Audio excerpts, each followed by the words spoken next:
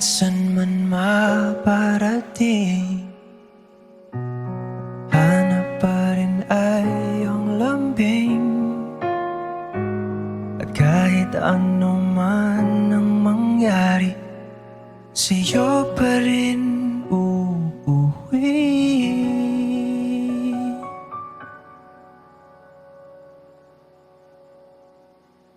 Palagi.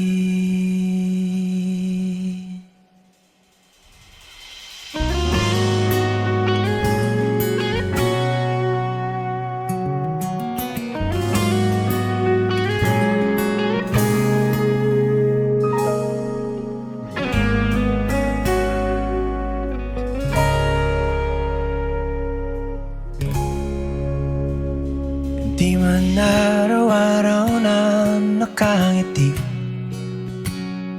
ilang beses na rin tayong humihindi.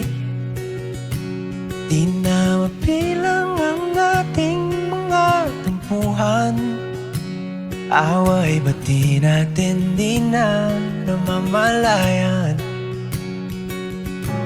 Eto tayo, ngunit sa huli palagi babalik pa rin sa yakap mo. Hanggang sa huli palagi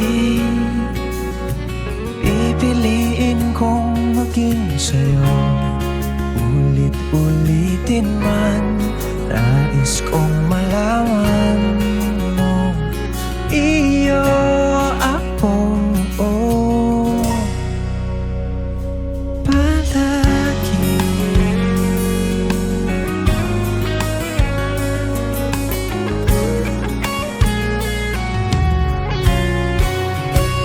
Kung balikan man ang hirap, luhat lahat, ikaw ang paborito kong desisyon na. Pag napaligiran ng ingay at ng gulo, di ko pagpapalit ngiti mo sa mundo. Oh, eto tayo Sa huli palagi babalik pa rin sa yakap mo. Hanggang sa huli palagi pipiliin kong maging sa'yo. Ulit-ulitin man, nais kong malaman mo, iyo ako.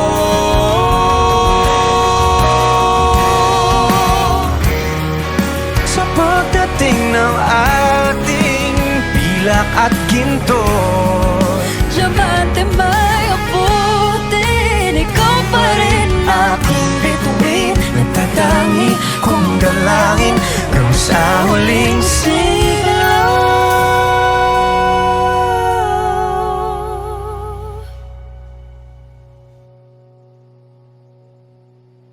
sa huli palagi babalik pa rin sa yakap mo. Mahal, sa huli palagi pipiliin kong maging sa'yo. Ulit-ulitin man, nais kong malaman mo. Sa mga pangutana, ug asa ba, ug kinsa ba gayon? Apan wala ta nasayod, nga ang langit dunay plano, nga himuot ka sa iyaha. Gihiusa sa langit ang bituon o bulan, sa kalit miabot ka ug nakita ko na puno sa himaya.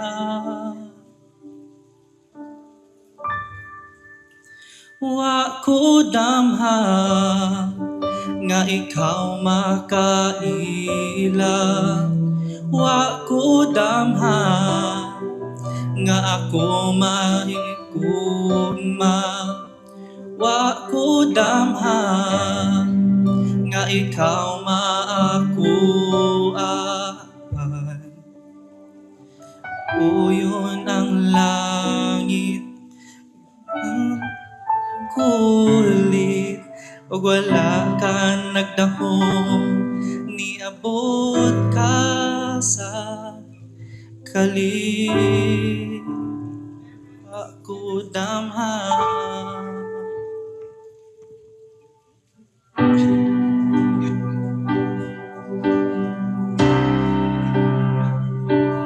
Sa akong pagpaabot, ako natingala sa dugay panahon, nagpaabot ka niya. Mihangad ko sa langit, o sa Diyos ko misambi, sa kalit miabot ka, o nakita ko nga puno sa himaya. Imong kaanyag nga nagdadaog kahayag. So Wenicel May Travero Garcia. Kompleto ha. Did you come here on your own free will to bind yourself forever in love and with service of Alan Dopalco Miasco? Yes. Dapat marinig, no?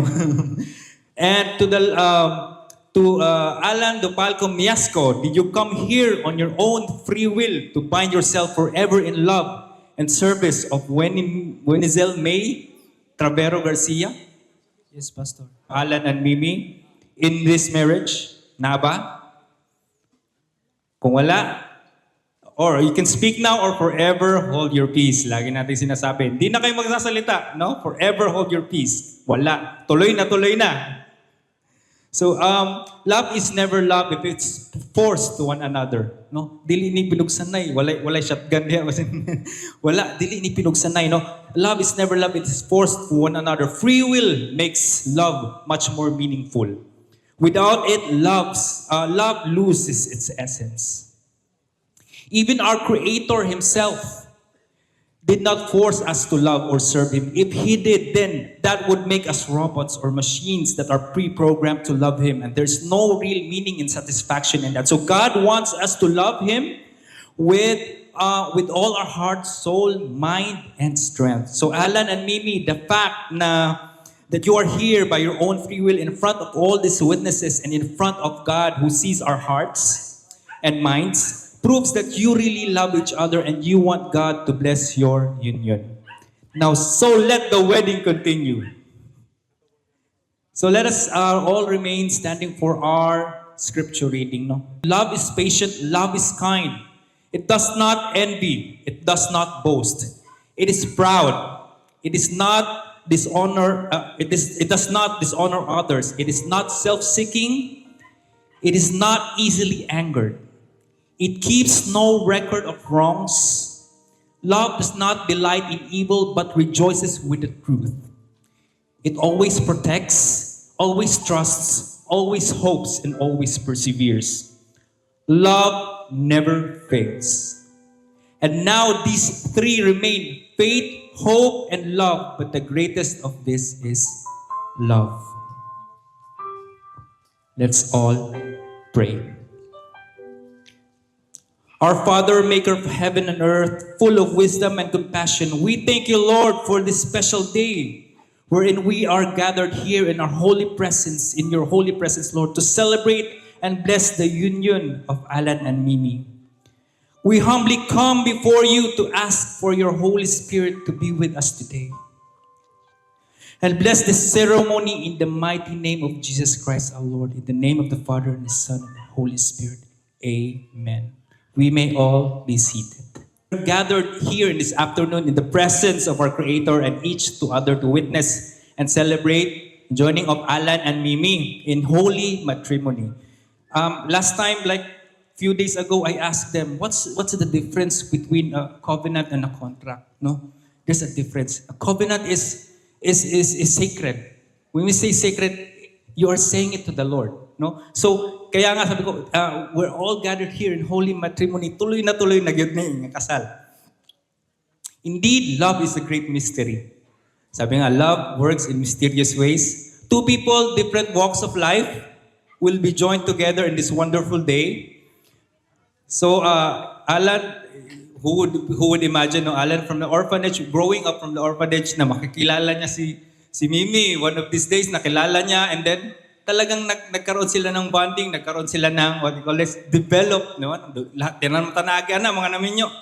Agi po kas develop, no? And then, basig nagdamgo-damgo ka sa una, no? Basig kasal ko.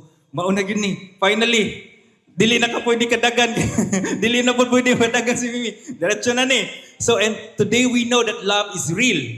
Love is real, and love, according to the scripture, we just read is what fuels many other morals, such as patience, kindness, and selfishness, self-control, acceptance, goodness, faith, hope, and perseverance. If you notice, these are all fueled with love. You can't be kind without love in your heart. No? Lisod, murag plastic na ba, kumbaga. You can't respect without love in your heart. So all of these characters are fueled with love. Even though no scientist has ever invented a tool to measure, no, you measure those morals that are under love, we know that they are true. Is believing in love. Do we all believe in love? Siguro naman, no? Nahanap na natin ating love of your life or love of my life. Nahanap nyo na yan. And the Bible says that God is the author of love. Wala gila yung author of love. Naabay na rin philosophical teaching nga, oy, siya yung nag-invento aning love. No, God is the author of love.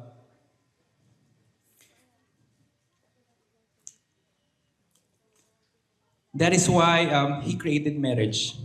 So if there's love, there's marriage. That's why marriage is sacred to Him. The reason why man and woman are capable to give and receive love, because according to Genesis 1, verse 27, both man and woman were made in the image of God. The reason human beings are sacred to God is because we are the bearers of His image on earth. Gibuhat tas Ginoo when we are all under His image.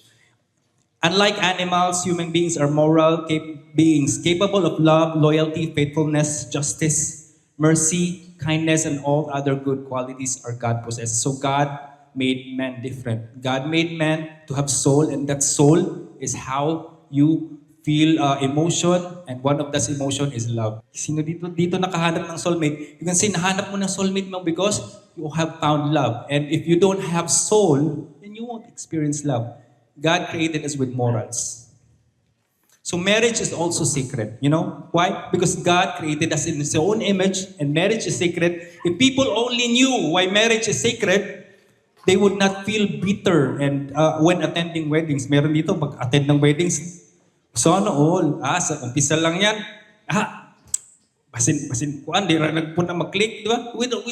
We're not bitter kung attend ng weddings. In fact, we are happy for the couple. No? We're doing the ceremony under the supervision of God is in the middle. No? Dili ilaing tao. Just for us to be happy and reproduce our kind, but to first and foremost reflect the love of God here on earth. So love is one of God's greatest attributes. Without God's love, wala yung tatiritanan. No? No, is a reflection of God's love. So yung unconditional love is a reflection of God's love. Minsan, di imong gugma lang, dili gyud conditional, no? Minsan, basin moingon ka, ay, di ka kamaog luto, kanunay madukot ang imong sinaing, di na kita love. No? So it's not condition, it's unconditional. Walay condition why you love Him. No? Dili is kay tungod kay ay kasi mayaman ka or something. Oh, pag humirap ka hindi na kita mahal. So love should be unconditional, like God's love for us. No? God's love sa mga tao nga makasasala, but God loved us unconditionally. Number 2 is unselfish and sacrificial love seen in marriage as a reflection of God's love. True loving husband will give his life for his wife. Tama ba, Len? You will give your life for Mimi? Yes. And also, same thing, Mimi will give your life for Alan. Because you're one. You're one in God. He sacrificed Jesus Christ, His Son, for us to be forgiven. John 3:16. So that's unconditional love for you, and that's unselfish and sacrificial love. In Genesis, there was marriage. So the Genesis, there was marriage. In the time of Jesus, there was also marriage. Remember, yung unang miracle niya is through a marriage in Cana. Now, in the book of Revelation, there will also be a great marriage. So Revelation 19:7, I will just read this passage. Let us rejoice and be glad and give Him glory, for the wedding of the Lamb has come and His bride has made Himself ready. So I believe marriage in the beginning, at the end of the Bible, is not coincidence. Marriage is God's greatest illustration to us of His amazing love for us. Totoo ba? Therefore, marriage is sacred. Ganyan ka-importante sa Panginoon ang marriage. And He even pictured the marriage as Jesus Christ and His church getting married in the later times of Revelation. So this is the reason why God wants us to respect and honor the first institution God has established. Because marriage is sacred once again. Therefore, marriage is not to be entered into advisedly or lightly, but reverently, deliberately, and in accordance with the purpose for which it was instituted by God. I believe, grabe good ang pagplano ninyo, ani. No, Lan? Dili ni kinalit, dili ni pinugos, dili ni nga tungod kay situations, gihatag sa situation, but na good, inyo din planuhan. No? Alan and Mimi, huwag kayong maghiwalay ha. Or ay diligan sila magbuwag. Totoo ba? Huwag kayong maghiwalay sapagkat kayo ay wangis sa pagmamahal ng ating Panginoong Hesukristo. We are all under God's image and God created marriage. That's why marriage is sacred. Now, the second part of our service, let's honor the couple. No? Let's honor the couple. So this is a charge to the couple. I charge you, both Alan and Mimi, as you stand in God's presence, to remember that love, faithfulness, loyalty, and respect will serve as a foundation of happy and enduring home. No? Dapat meron yan, love, loyalty, and respect. No? Di pwede na love, pero ang respect di mudungan gina. Na I love and then ang loyalty di mudungan gina. Your faithfulness also sa imong wife, Alan and Mimi, your faithfulness also to sa imong husband. So if the solemn vows, diba, I believe you have your own vows. So if the solemn vows which you are about to make today are kept permanently, and if you steadfastly seek to do the will of the Heavenly Father, your life will be full of peace and joy. And the home which you are about to establish will abide through every change in this world will offer. God will give you children. Mas plano? Uy, pwede magminyo na lang ito, pero dito mga anak. May anak po, pero I believe so na sila yung plano. No? God will give you children, and you can, in the future, will take good care of them as they are entrusted to you by God, and display them with authentic love and gentleness. Sa panimalay, when you start a family, no, dihagod na makita. You will raise up. Sometimes malalaman mo kung ano yung bata, the way he was raised in the home. Priority should be for each other, a husband and a wife. One day, your children, na may anak, children will leave you and start your family of their own. And in the end, all you will have will be each other. Kamu na san. So will you do this? Will you honor your wife in a gentle manner? Yeah, diligid mo buwag dira sa panimalay ninyo. You will treat each other with faithfulness, with loyalty and respect. Will you do this? Charge to parents, so Mr. and Mrs. Arnel and Grace Bermoy, and Ms. Lisel Travero, no, along with Tito Max Garcia. Alam ko mahal na mahal to yung duha, no? Nakita niyo si mga parents, alam niyo mahal na mahal niyo yung mga anak niyo. Pagkagamay pa lang, nakita nyo nang lumaki, nakita nyo na yung mga timelines, sa nahitabo, nakita nyo na yung first crush nila, o yung first honor, o yung mga first na nakuha sa school ng mga awards. Nakita nato yan, and nasubaybayan ninyo ang paglaki, nasubaybayan ninyo paano sila nagdalaga, nagbinata, nag-aral, at nasubaybayan ninyo how they grow in maturity, and nasubaybayan ninyo how they grow with their character, no? Alam kong mahal na mahal niya. And let us continue to love them by staying with each other. Even though magkaanak na sila, no? Magkaanak man sila, continue to love them also. Hasta ilaw nga apo. Marigitawag nila ko ng apostolic ministry. Hasta apo, apil. No? Ang kailang mga apo, of course. Gustong gusto niya yan nagkaroon ng apo. Now also, sa mga witnesses here, sa mga ninong, yan, mga ninang, the reason why gipili mo nila ni Alan and Mimi because they are very close to your heart. No? Close yun mo sa ilang kasing-kasing, and they want somebody that can guide them, somebody that can tell them what to do, and somebody can tell them na ug na sila kinahanglan, di ba? Na sila yung mga needs, na mga utana sila ug kinahanglan nila. Something you can be able to help them. Diba? And also, you will be able to be like their second parents.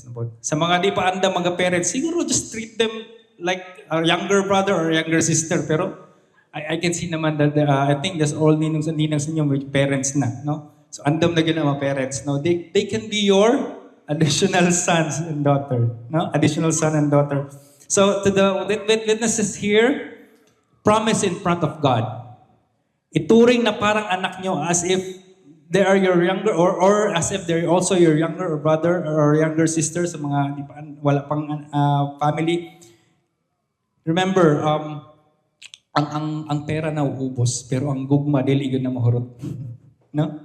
Ang gugma dili gyud na mahurot. So let's show your love to them. No? Wala mo lagi piling ninong aninang for the sake of Pasko. Naman din for the sake of Pasko, but they choose you because they know that you can guide them. They know that you will also love them as the way your parents love. Sila or sa congregation na sa harap ng mga minamahal nila sa pamilya, sa harap ng Diyos. Let's honor their love for each other by witnessing their vows. They are also your family, and they are also your close friends, and duha nga bahitabo, and also to witness sa vow nga ilang hatod karong adlaw. So are we ready for the vows? Are we ready? Murag sila naman di ready, gikulbaan. Kaniharo nagkatawa-katawa, nagbulong. So we're ready for the bow? To my dearest Renizel May, today, before God, our family, and our friends, I commit my life to you and my love, knowing that God has sovereignly brought us together. I receive you as precious gift and answer to prayers that you are. I promise to love you with a Christ-like love, a love that is patient, kind, and unconditional, that always trusts, always protects, always hopes, and always perseveres. I promise to honor and respect you as my wife, to uplift you in prayer, and to encourage you in your relationship with God. I promise to follow you as we follow Christ, to be your faithful partner in all things, and to create a home filled of grace, warmth, and the joy of the Lord. I promise to walk by your side through every season of life, in health and in sickness, in prosperity and in adversity, and to hold you close all the days of our lives. From this day forward, I surrender my own path to walk alongside yours, placing our marriage in the center of God's will. I give you my hand, my heart, and my life to be yours alone forever. Hi, sir. Baby. And now my husband, Joyce. It's been 8 months since the day we met. 8 months since God quietly began writing a love story I never expected. Yet, one I prayed for all my life. And now we stand here in front of everyone and before God who brought us to this moment. Our love story started in a way only God could orchestrate. Pinagi sa imong students, grade sa akong igsuon, ug sa sungod-sungod pod ni Papa. Those simple, playful moments, wala gid ko kabalo nga mao dayto ang sinugdanan sa ginatawag nila nga road to forever, Charis. God used laughter, teasing, and the people around us to push our hearts slowly, gently toward each other. I still remember dito sa Anda, Char. How talkative and close ta sa chat o video call. As if dugay na kayo nakaila, pero pag-apot sa personal, ulaw kayo. Pero ikaw ang unang ni-approach, ikaw ang unang ni-take og step, and that's when something inside me softened. That's when something in me said, Lord, mao na ba jud me? Char. From there, everything became real.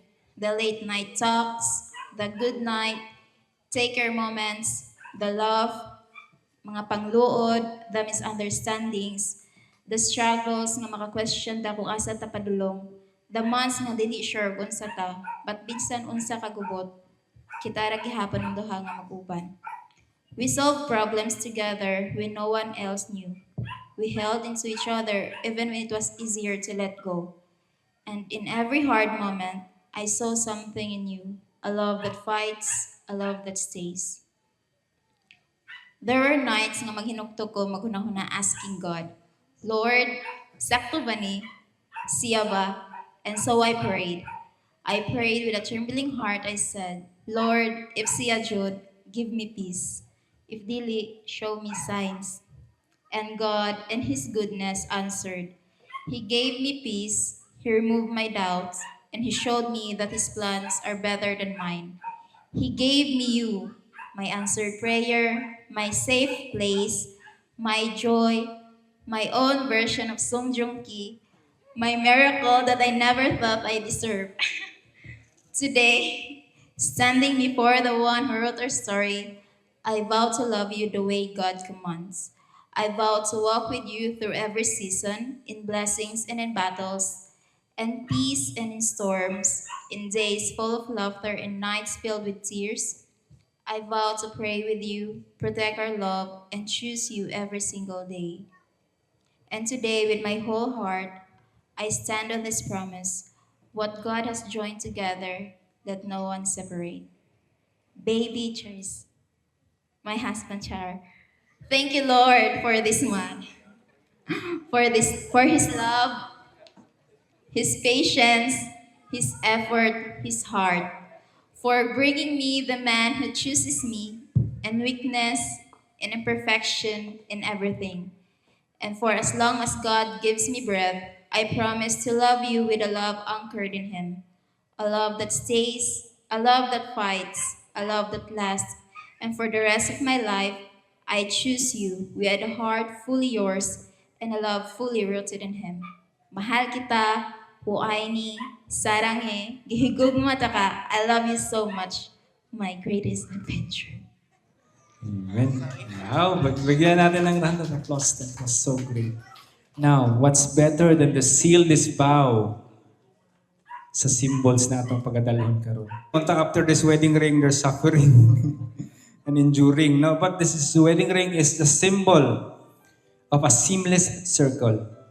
No, a seamless circle of this ring symbolizes that love is endless.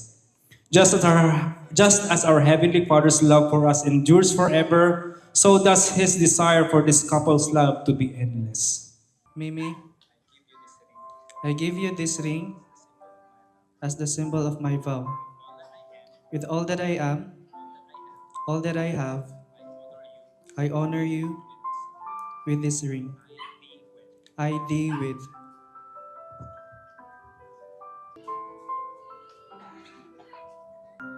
Alan,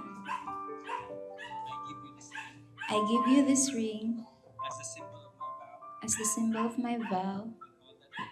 With all that I am, all that I have, I honor you.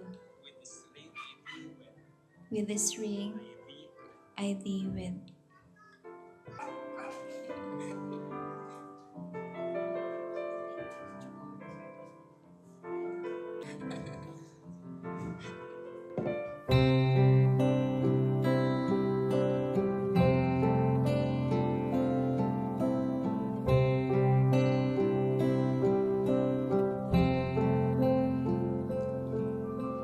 Let the couple, will light the candle together here.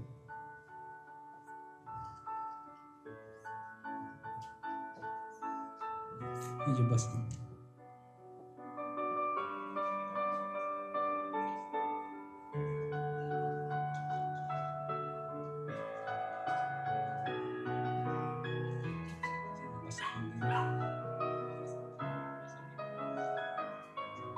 Okay.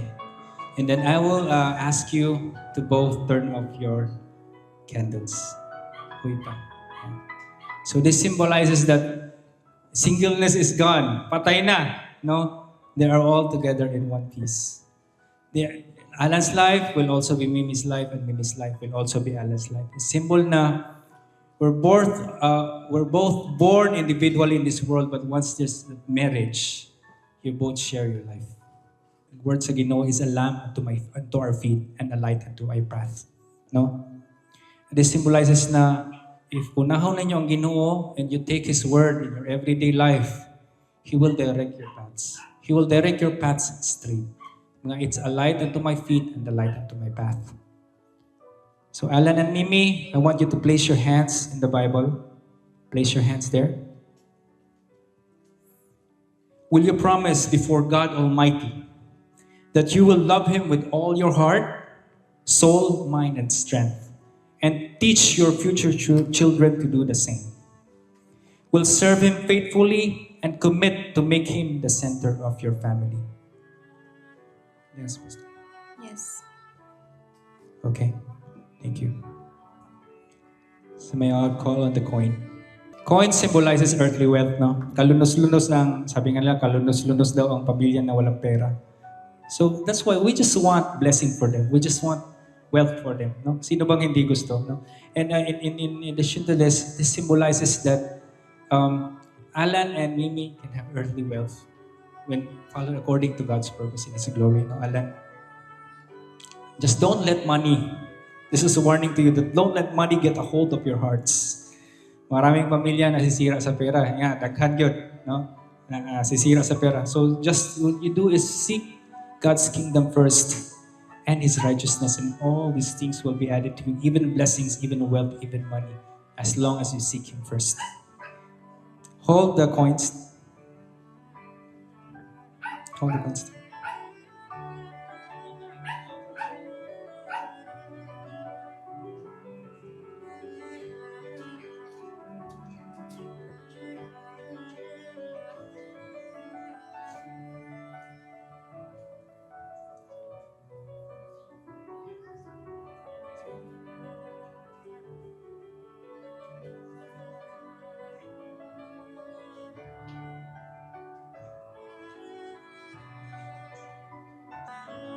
Yeah. Sige. Let's hold the coins together. Now, tell everyone, okay. Sorry. So we'll just have a short prayer, and I want everyone to pray and bow down your heads, a prayer of blessing to this couple.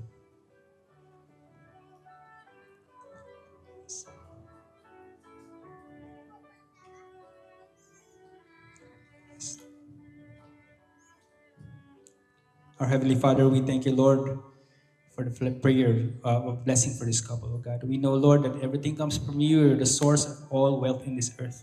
You're the source of all blessing, Ginoo. And Lord, this is couple, Lord, will seek you first and your righteousness, O God. All these things will be added to them. Blessings and wealth, imong ihatag sa kanila, Lord. And you bless them 100-fold, God. We know, Lord, that your blessing, Lord, it's already prepared for them. You just need them to be faithful, Lord, and bless this couple in Jesus' name. Amen. The veil sponsors, the veil.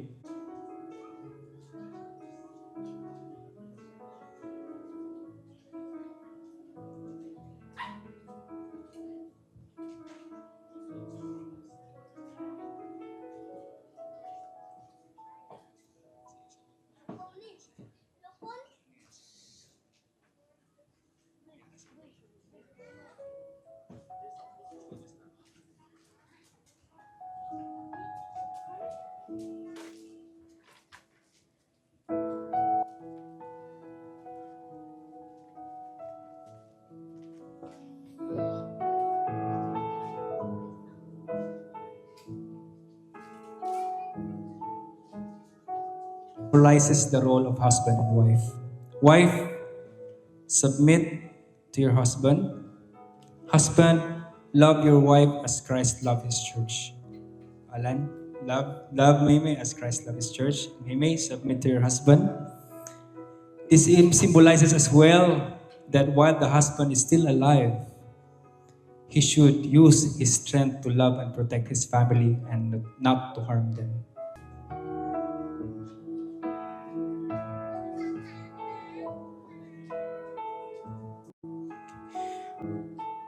So if you notice the wedding cord, it's hugis 8 yan sila, parang na 8 because this symbolizes infinity. It's wala na in case this symbolizes a life. And it is a cord or sabihin sa Bisaya or tali sa Tagalog. So, sa harap ng Diyos at tao, itinatali na natin sila for life. Sabi nga nila, tali ka na sa akin. So, he is nahigtan na niya using this veil and for life silang magsasama, no? This is, this is hugis 8, it symbolizes that for infinity in this case, in our case, for a lifetime. Magmamahalan sila at nakatali na sila sa isa't isa. So, it's just a warning then sa Matthew 19:6, what God has joined together, no man separate. It is a sin na paghiwalayin pa natin itong mag-asawang to. To my daddy and mommy, thank you so much sa inyong pag-atiman sa pila ka tuig. Kalimot na ko sa pila ka tuig gantod karon. Thank you kayo sa inyong pagsuporta, sa inyong pag-atiman namo bisan usay badlongon, pero inyo gyapon giagwanta ang mga kalabad sa Thank you kayo sa inyong pagsabot. Thank you for your love, your patience, and sa inyo hadyong pag-guide nako spiritually, emotionally, and mentally. I'm so blessed that I have guardian nga pareha sa inyo hami day. O dili lang kay kamo, daghan pod ang nahimo nako nga mommy og daddy or mama or papa. So, nagpasalamat po ko nilang Ate Jeanette o ni Kuya Mike, bisag wala sila diri. To my Village of Hope family, sa ilang full support jud. And dili jud ni mahimo kung wala po ilahang presensya, ilahang support. O wala po sila sa akong kinabuhi, di ni mahimo. So, I'm so thankful and I'm so blessed that I have lots of family nga naakanunay sa ako. And to the family pod ni Mimi, tataog na salamat po kayo sa inyong pag-accept sa kuha. And salamat sa inyong gugma. Salamat sa salamat sa inyong life. Kaya kung wala mo, wala po si Mimi. Thank you na kay, syempre kung may nagpakataon ako, thank you for loving me. Bisan pag usahay badlungon ko. Usahay ba day? Kanunay ba? Thank you kay naghapon ka nga kanang bisan pag kanunay ka masuko nako. Magkakuan gihapon ta sweet gihapon ka sa ako, abisag stricta ka. Thank you kay kung masayop ko, kanunay ko nimo kanang badlongon kung usahay di ko mapatuo, sorry. Kanang kay Tata, Charles. Gusto ko mag-thank you kay Tata kay kabalo naman siguro nga Tata's girl kay ko. Dili ko mabuhi og kung dili ko makapanawag og Tata. So, thank you for loving me. Thank you ninyo nanangan nyo kung gipada ko mga Basta na kay Marta, I love you. Let's pray. Dear God, maker of heaven and earth, author of all life and the source of all blessings, we humbly come before your throne of grace to offer you the lives of Alan and Mimi. May your love be the foundation of their home. May they abide in your holy word and your promises. That they may experience your great peace even in the times of great trials. May your unending joy overflow in them and spill over your family, friends, and acquaintances. Bless them, O God, so that they may be a blessing to all that you have called them to bless. May financial, physical, emotional, and spiritual blessings abound in their family now until the day of your return or the time you take them home. This we declare and pray in the name of the Father, and the Son, and of the Holy Spirit. Everybody will say, Amen. Amen. And now, that Alan Dupalco Miasco and Wenezel May Travero Garcia have given themselves to each other by the vows they have exchanged, by the authority given to me by the Church of Jesus Christ and the law of the Republic of the Philippines, I now pronounce them husband and wife in the name of the Father and of the Son and the Holy Spirit. Palakpakan po natin.